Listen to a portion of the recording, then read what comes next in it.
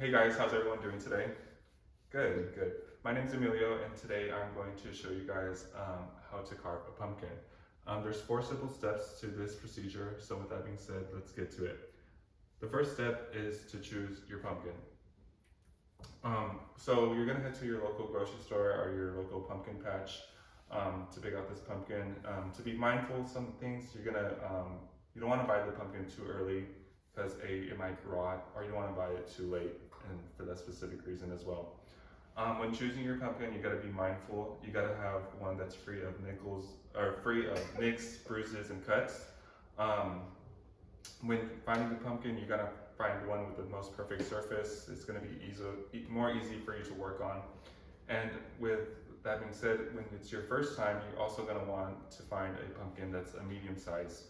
You don't want to find one that's really too large because it's going to be your first time, so you want to find something that's preferably smaller for you to work on. Nothing too small as well, just a medium size. So step 2, you're gonna trace the design.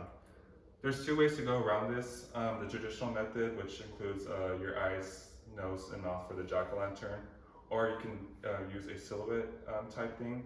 So with the silhouette, you're gonna choose like a figure. Most interesting one would be like a ghost. So what you would do is carve the negative space around that ghost, so that way whenever the time comes and the light shines, you're just going to see the ghost and the negative space is going to illuminate. So with that being said, you're going to trace the template. You can find all of these like on Google or anywhere online, and then you're going to just use a dry erase marker to trace that onto your pumpkin. The reason why I say dry erase marker is because if you make a mistake, it's easily accessible to erase and just wipe off with a wet paper towel.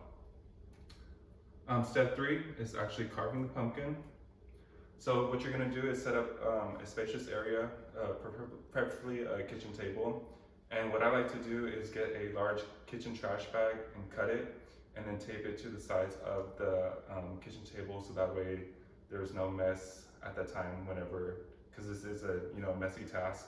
So whenever you are starting, you don't have to mess with the kitchen table. At the end, you just take off the tape and then just dump it away.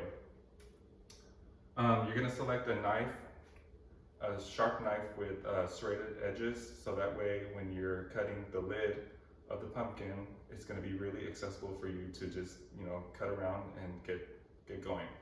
But when you're cutting the lid to the pumpkin, you're going to measure around 3 to 5 inches from the radius of the stem and just cut around. So that's what you're going to do when you get that knife. And the next step is you're going to remove the filling from the pumpkin and carve the design. What I like to do is usually use a large spoon to scrape off the pulp and the excess guts and the seeds. And when the time comes, you're just gonna want to use your hands as well, because it is a messy task, but you just got to get into it. When carving the design, you're gonna use a gentle back and forth motion. When cutting the design, nothing too crazy, because the pumpkin is delicate, so anything too harsh or abrasive will mess up your template. But you're going to keep following the pattern until all is carved out, and depending on what silhouette you used, if you use a silhouette, then you're going to use the negative space to take that out. But if you're using the traditional, you're just going to trace out your shapes and then pop them out.